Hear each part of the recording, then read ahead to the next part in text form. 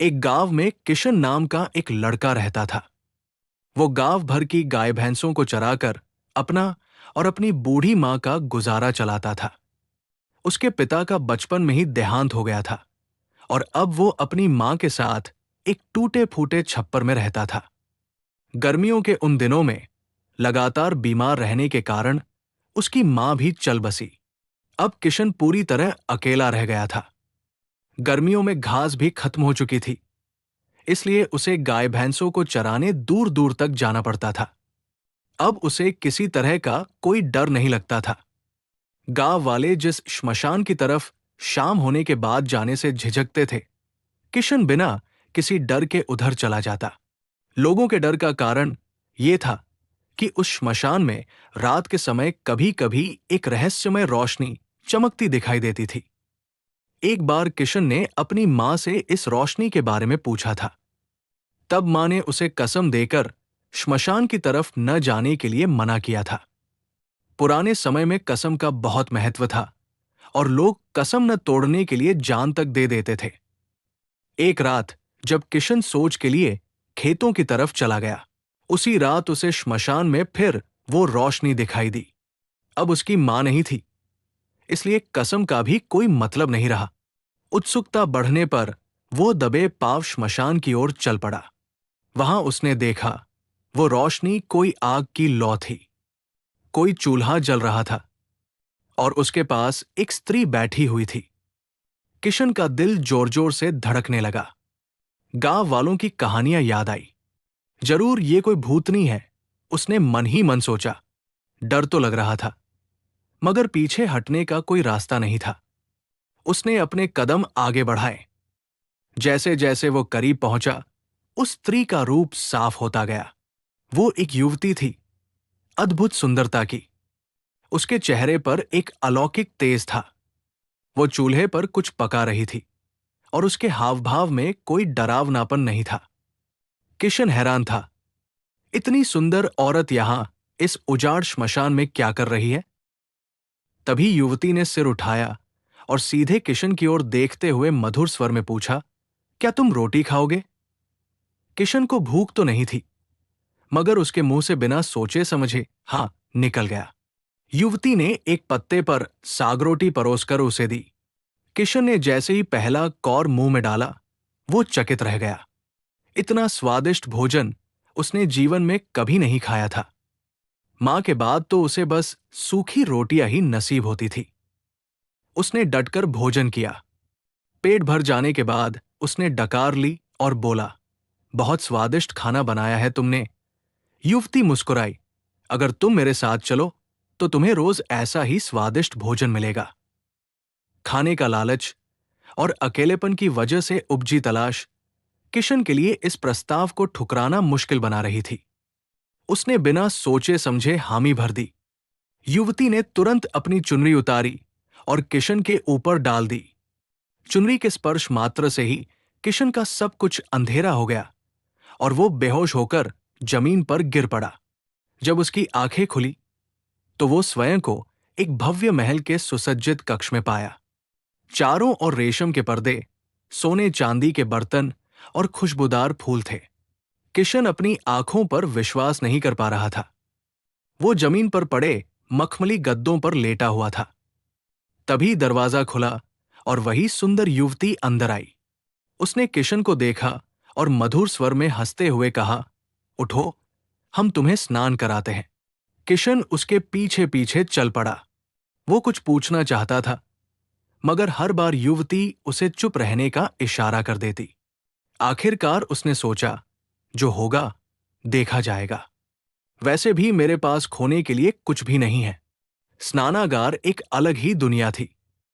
वहां दो अधेड़ उम्र के सेवकों ने उसे चांदी के टब में बैठाकर सुगंधित तेलों और इत्र से स्नान कराया। फिर उसे नए महीन रेशम के वस्त्र पहनाए गए। जब किशन ने शीशे के सामने खड़े होकर अपने आप को देखा तो वो अपनी ही शक्ल पर हैरान रह गया। वो साधारण सा गवार चरवाहा कहा, और ये राजकुमार जैसा रूप कहां से आ गया? तभी एक और सुंदर युवती कक्ष में आई और उसका हाथ पकड़कर एक दूसरे कमरे में ले गई। वो कमरा भोजन कक्ष था। जहां एक लंबी मेज पर तरह तरह के पकवान, मिठाइयाँ और फल सजे हुए थे। खाने की सुगंध से किशन के मुंह में पानी भर आया। वो खाने की ओर बढ़ा ही था कि युवती ने उसका हाथ थाम लिया और बोली, ये सब खाना तुम्हारे लिए ही है, मगर खाने से पहले तुम्हें एक शर्त माननी होगी। भूख से बेहाल किशन कुछ भी करने को तैयार था। उसने तुरंत कहा, जो भी शर्त हो, मैं मानने को तैयार हूं।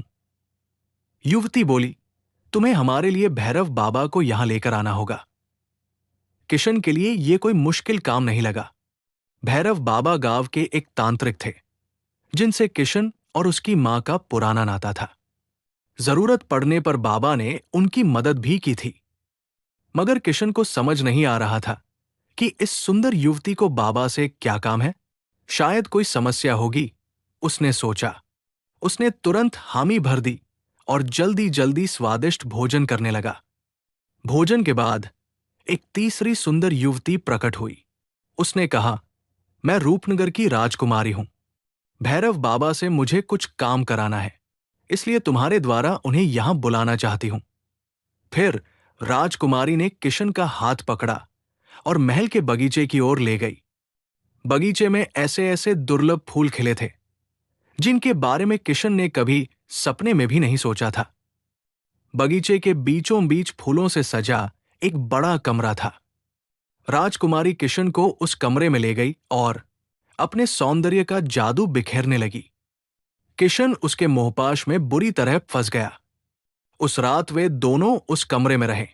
अगली सुबह से किशन के जीवन का एक नया अध्याय शुरू हुआ। हर दिन उसे स्वादिष्ट भोजन, महीन वस्त्र और राजकुमारी का साथ मिलने लगा।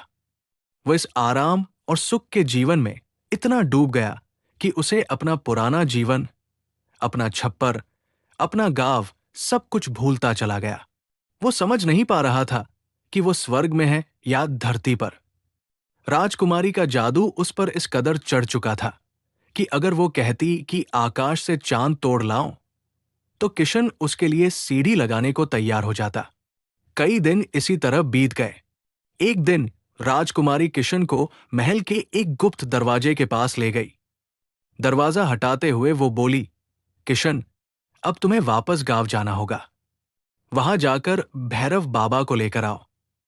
जैसे ही तुम बाबा के साथ गांव से निकलोगे, 3 ताली बजाना। मैं तुरंत आकर तुम्हें ले जाऊंगी। किशन ने सहमति में सिर हिलाया। राजकुमारी ने फिर से अपनी चुनरी उसके ऊपर डाल दी और किशन फिर बेहोश हो गया। जब उसकी आंखें खुली तो वो अपने गांव के पास नदी किनारे स्थित एक पुराने बरगद के पेड़ के नीचे लेटा हुआ था।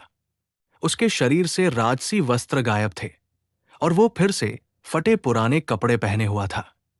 उसे बहुत दुख हुआ, मगर फिर उसने सोचा, चलो भैरव बाबा को लेकर जल्दी से वापस चलते हैं, फिर वही सुख सुविधा वाला जीवन मिलेगा। वो उठा और गांव की ओर चल पड़ा। रास्ते में उसे कुछ गांव वाले मिले, मगर हैरानी की बात यह थी कि कोई भी उसे देख नहीं पा रहा था। लोग सीधे उसके शरीर से होकर गुजर रहे थे, मानो वो हवा हो।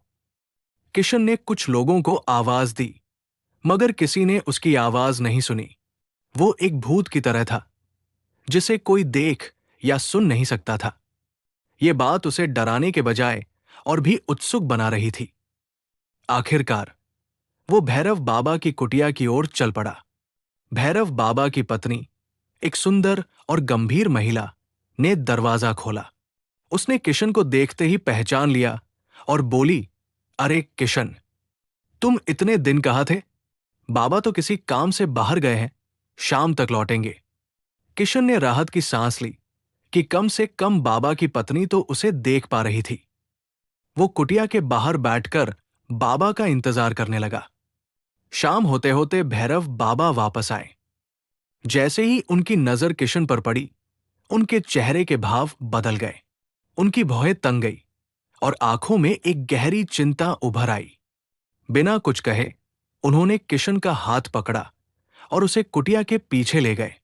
वहां उन्होंने कुछ मंत्र बुदबुदाए और अचानक ही दोनों के सामने एक झोपड़ी नुमा दरवाजा प्रकट हो गया। अंदर जाकर किशन हैरान रह गया। बाहर से तो वो एक साधारण झोपड़ी लग रही थी, मगर अंदर एक विशाल, खंडहर हो चुका महल था। बाबा ने वहां खड़े होकर मंत्रों का जाप शुरू किया। ऐसा लग रहा था मानो वो इस खंडहर के हर कोने से परिचित हो। फिर वो एक गोल पत्थर के पास गए और उसे हटा दिया। पत्थर के नीचे एक गुप्त सुरंग का रास्ता था। बाबा किशन को संकेत करते हुए अंदर उतरे। कुछ देर चलने के बाद वे एक खुले स्थान पर पहुंचे, जहां बाबा ध्यान मुद्रा में बैठ गए। किशन, बाबा ने गंभीर स्वर में कहा, तू कहां जाकर फंस गया है? मैं और तेरी मां तुझे हमेशा समझाते थे कि श्मशान की तरफ रात के समय मत जाया करो। किशन ने डरते डरते अपनी पूरी कहानी बाबा को सुनाई। श्मशान की रोशनी, सुंदर युवती, स्वादिष्ट भोजन, राजमहल और राजकुमारी का प्रस्ताव। बाबा का चेहरा और भी गंभीर हो गया। उनके माथे पर बल पड़ गए। वो बोले, किशन, तूने उसके साथ शारीरिक संबंध बनाकर बहुत बड़ी गलती कर दी। मैं तो ये सोच रहा हूं कि तू जिंदा कैसे बच गया। किशन हाथ जोड़कर बोला, बाबा, खाने पीने और आराम के लालच में मैंने ये सब किया, मगर जब से गांव आया हूं तब से पता चला कि मुझे कोई देख भी नहीं सकता। अब तो मैं भी उससे छुटकारा पाना चाहता हूं। बाबा ने कुछ पल आंखें बंद करके सोचा, फिर कहा, तुझे उस जाल से छुड़ाने के लिए मुझे बहुत बड़ी कीमत चुकानी पड़ सकती है। सुन किशन, मैं तुझे एक सच्चाई बताता हूं। जो युवती मेरे साथ रहती है वो मेरी पत्नी नहीं, बल्कि एक भूतनी है। मैंने उसे अपने वश में किया हुआ है, और जिस राजकुमारी ने तुझे फंसाया है वो उसी भूतनी की बहन है। वो तुझे माध्यम बनाकर मुझे वहां ले जाना चाहती है, ताकि वो अपनी बहन को मेरे कब्जे से आजाद करा सके। किशन को गहरा धक्का लगा। बाबा के साथ रहने वाली वो साधारण सी दिखने वाली युवती भी एक भूतनी थी। अब उसे समझ आया कि उसने कैसे उसे एक नजर में ही पहचान लिया था। बाबा बोले, किशन, अगर तू समझदारी से काम ले तो ये भूतनी तेरे साथ पत्नी बनकर रह सकती है, नहीं तो तेरी जान को खतरा है। बता, तू तैयार है? किशन के पास इसके अलावा कोई चारा नहीं था। उसने हां में सिर हिला दिया। बाबा ने अपने थैले से एक चमकदार चुनरी निकाली और कहा, देख किशन, ये उसी युवती की चुनरी है जो मेरे साथ रहती है। जब तक ये चुनरी मेरे पास है तब तक वो मेरे वश में रहेगी। तुझे भी उस प्रेतनी की चुनरी को अपने कब्जे में लेना होगा। ये सुनकर किशन के मन में उस सुंदरी को हमेशा के लिए पाने की लालसा जाग उठी। बाबा ने आगे कहा, अगर मैं तेरे साथ चला तो वो शक करेगी और हमारा सारा प्लान फेल हो जाएगा। इसलिए तुझे अकेले ही जाना पड़ेगा। मैं तुझे एक जादुई गोली देता हूं। जैसे ही तू उसकी चुनरी को अपने कब्जे में लेगा, तुरंत इस गोली को मुंह में डाल लेना। मैं तुझे वहां से खींच लूंगा। याद रखना, मेरी विद्या वहां सिर्फ एक पहर, लगभग 3 घंटे तक ही काम करेगी। किशन अब एक भारी संकट में फंस चुका था, मगर वापस जाने के अलावा उसके पास कोई रास्ता नहीं था। उसने बाबा से पूछा, लेकिन बाबा, जब मैं वहां जाऊंगा तो वो पूछेगी कि मैं आपको क्यों नहीं लेकर आया, तब मैं क्या जवाब दूं? बाबा ने कहा, तू कह देना कि तूने मुझे बांधकर एक गुप्त जगह पर छुपा दिया है। बस तू कोशिश करना कि उसकी चुनरी तेरे हाथ लग जाए। इतना कहते ही बाबा ने अचानक किशन के गाल पर जोरदार थप्पड़ लगाया। किशन को झटका लगा और वो बेहोश हो गया। होश आया तो वो फिर से उसी श्मशान के पास पड़ा था। आधी रात हो चुकी थी। किशन ने बाबा की बताई विधि के अनुसार 3 ताली बजाई। तुरंत ही उसे एक तेज झटका लगा और वो फिर से उसी राजमहल में पहुंच गया। वहां पहुंचते ही उसकी नजर उस सुंदर प्रेतनी पर पड़ी, जिसके चेहरे पर गुस्सा था। उसने कड़कती आवाज में पूछा, भैरव बाबा कहाँ है? किशन ने बाबा द्वारा सिखाए अनुसार झूठी कहानी सुनाई। प्रेतनी को पूरा भरोसा तो नहीं हुआ, मगर उसने विश्वास कर लिया। कुछ देर बाद वही 2 बुजुर्ग सेवक आए और किशन को स्नान कराकर निर्वस्त्र अवस्था में बगीचे वाले कमरे में ले गए। कमरे में वही राजकुमारी मुस्कुराती हुई खड़ी थी। दोनों ने फिर से रात बिताई। मगर इस बार किशन को अपना लक्ष्य याद था। जैसे ही राजकुमारी गहरी नींद में सोई, किशन ने चुपचाप पलंग से नीचे पड़ी उसकी चुनरी उठाई और तुरंत बाबा दी गई जादुई गोली मुंह में डाल ली। गोली मुंह में डालते ही किशन को लगा जैसे कोई शक्तिशाली हाथ उसे खींच रहा हो। वो तुरंत उसी खंडहर महल में पहुंच गया जहां भैरव बाबा एक हवन कुंड जलाए बैठे थे। किशन अभी भी निर्वस्त्र था। बाबा ने उसे वही चुनरी कमर में लपेटने को कहा। किशन ने ऐसा ही किया। बाबा ने लगातार 1 घंटे तक हवन किया और मंत्रों का जाप किया। हवन पूरा होने के बाद बाबा ने किशन को उसके घर भेज दिया और साथ ही सख्त हिदायत दी, ये चुनरी किसी के हाथ नहीं लगनी चाहिए, इसे हमेशा अपने पास रखना। और इस तरह किशन एक अदृश्य यात्रा से लौटकर अपने गांव पहुंचा, जहां उसकी वास्तविक जिंदगी का दूसरा और सबसे अनोखा अध्याय शुरू होने वाला था। किशन जब अपने गांव की ओर चला तो उसके मन में अजीब सी उलझन थी। एक तरफ तो वो भैरव बाबा द्वारा दिए गए रहस्यमय ज्ञान और अपने कमर से बंधी उस चुनरी को लेकर आश्वस्त था, तो दूसरी तरफ उस अदृश्य होने की अनुभूति ने उसे विचलित कर रखा था। वो सोच रहा था, क्या मैं वाकई में वापस अपनी सामान्य दुनिया में लौट पाऊंगा? आधा रास्ता तय करने के बाद अचानक उसका बचपन का दोस्त कलवा सामने आ गया। कलवा ने उसे देखते ही पुकारा, अरे किशन, तू इतने दिन कहाँ गायब था?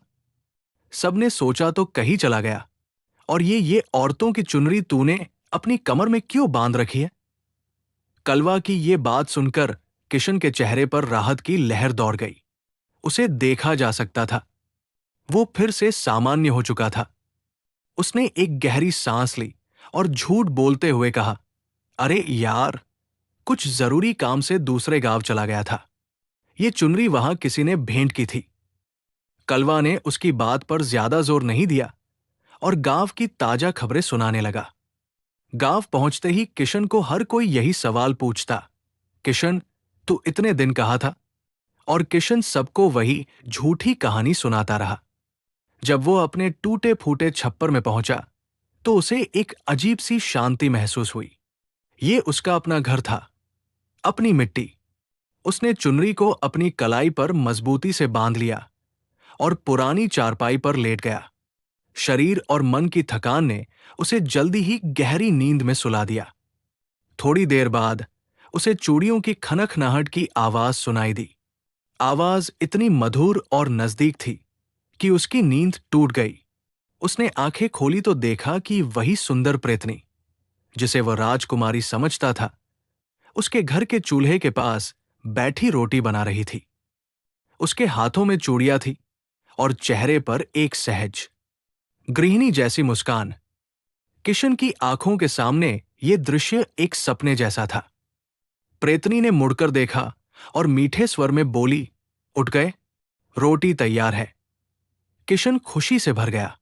ये कोई सपना नहीं, हकीकत थी। भैरव बाबा की विद्या ने काम कर दिया था। अगली सुबह भैरव बाबा ने आकर किशन और प्रेतनी का विधिवत विवाह करा दिया। गांव वालों के लिए ये एक आश्चर्य था कि किशन जैसा गरीब लड़का इतनी सुंदर स्त्री को कहां से ले आया, मगर विवाह के बाद सबने उसे स्वीकार कर लिया। किशन का जीवन पूरी तरह बदल गया। भैरव बाबा ने उसे तंत्र विद्या की बारीकियां सिखाना शुरू किया। किशन, जो कभी सिर्फ एक साधारण चरवाहा था, अब गांव वालों की छोटी-मोटी समस्याओं, बीमारियों और परेशानियों का समाधान करने लगा। धीरे धीरे उसकी गिनती गांव के सम्मानित लोगों में होने लगी। प्रेतनी, जिसका नाम अब लोगों ने कमला रख दिया था, गांव की औरतों के साथ घुल मिल गई। वो मीठा बोलती, सबकी मदद करती, मगर एक बात सबको हैरान करती थी, वो कभी बूढ़ी नहीं होती थी। साल बीतते गए, मगर उसके चेहरे पर एक भी झुर्री नहीं आई। उसका रूप वैसा का वैसा ही रहा। गांव वालों ने इसे भैरव बाबा और किशन की तांत्रिक शक्तियों का करिश्मा मानकर स्वीकार कर लिया। किशन और कमला के 2 पुत्र हुए। बड़े का नाम भोला रखा गया और छोटे का नाम श्याम।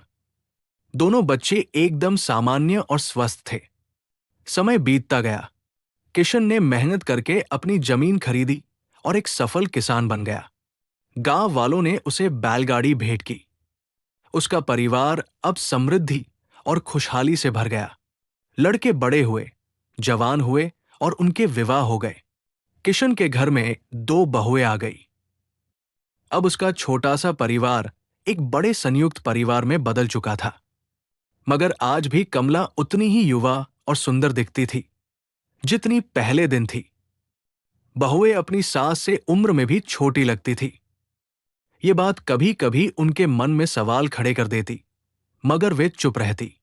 एक दिन पड़ोस में एक समारोह था। सबने किशन की पत्नी से नाचने का आग्रह किया। उसने कहा कि बिना अपनी चुनरी के वो नहीं नाच सकती। किशन ने सोचा कि अब तो परिवार बस गया है, वो कहां जाएगी। ये सोचकर उसने चुनरी दे दी। चुनरी ओढ़कर प्रेतनी ने नाचना शुरू किया और नाचते नाचते वो हमेशा के लिए गायब हो गई। एक पल के लिए सन्नाटा छा गया। फिर अफरातफरी मच गई। सबको अब समझ में आ गया था कि कमला कोई साधारण स्त्री नहीं, बल्कि एक प्रेतनी थी जो चुनरी के जादू से बंधी हुई थी। किशन वही खड़ा रह गया, अपनी भूल पर पश्चाताप करता हुआ। उसकी आंखों के सामने से उसका सुख चैन, उसकी पत्नी, उसके बच्चों की मां, सब कुछ छिन गया था। गांव वाले अब उसके परिवार को भूतनी का कुंबा कहकर बुलाने लगे। मगर किशन के बेटे भोला और श्याम पूरी तरह सामान्य इंसान थे। उन्होंने और उनकी पत्नियों ने गांव वालों के व्यवहार को नजरअंदाज करते हुए सबके साथ मिलजुल कर रहना जारी रखा। किशन ने फिर कभी शादी नहीं की। वो अपने बच्चों और पोते पोतियों के साथ रहा।